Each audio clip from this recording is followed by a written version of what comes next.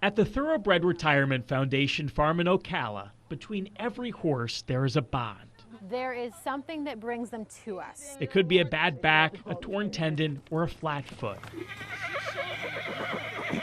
Retired racehorses come to the TRF in need of TLC. It doesn't matter if they won $100 or $1 million.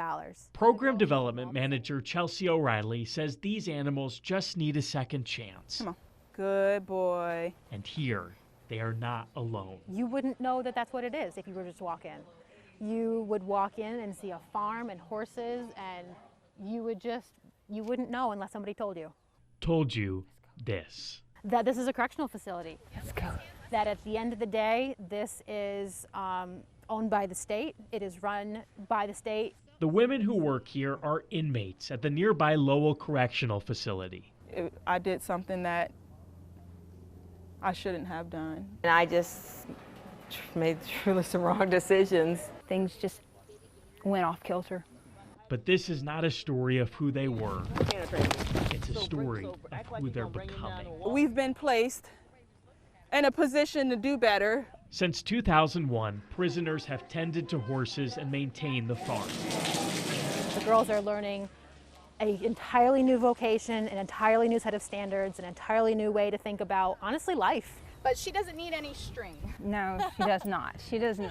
She's a good girl. More than 300 women have graduated from the selective program.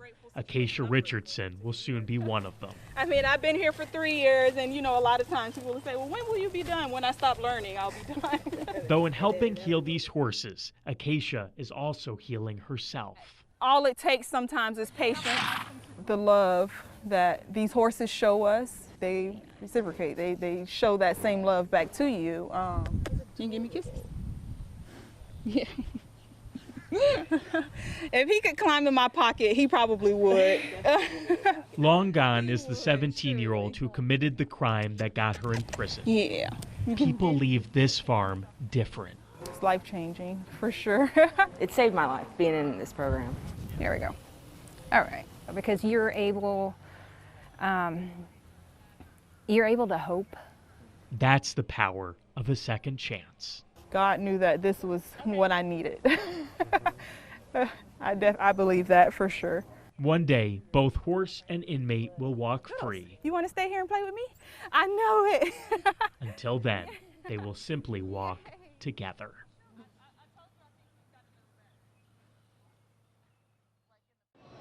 Passengers are advised not to leave baggage unattended. Inside Southwest Florida International. What is the time remaining? 28 minutes.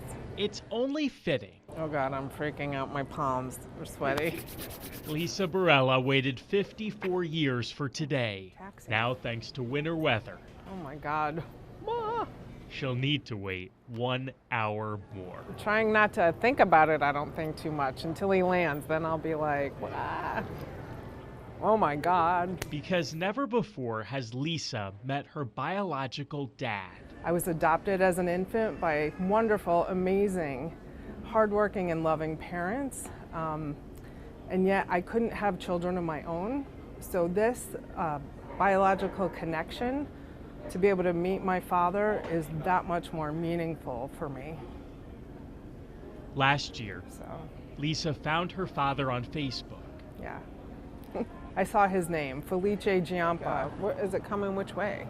We have talked every day since then. Soon, a 22-hour journey that began in Calabria, Italy, will end in Fort Myers.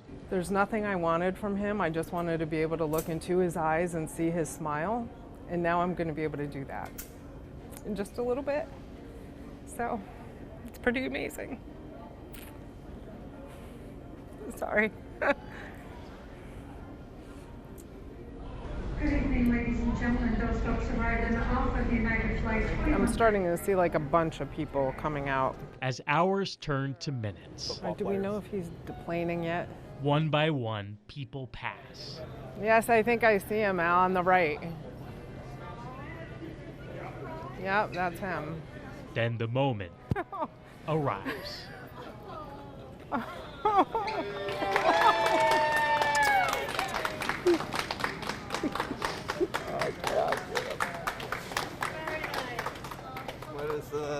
Oh.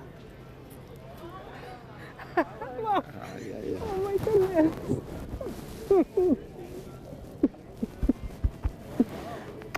Oh, you're sweet, Lisa. I love you. After 54 years, Lisa finally looked into her father's eyes and saw his smile. It's priceless. Oh yeah. I'd wait another 54 years.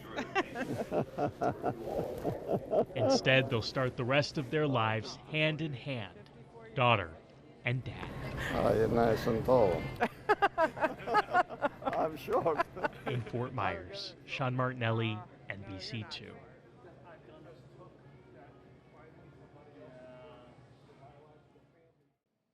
At the High Point Senior Community in Cape Coral, you can usually find Marge Hovey here, a brush in her hand, an artist's vision in her mind. I paint little painting here or there, but nothing big. But at 87, Marge finally did want to paint something large. Well, yes.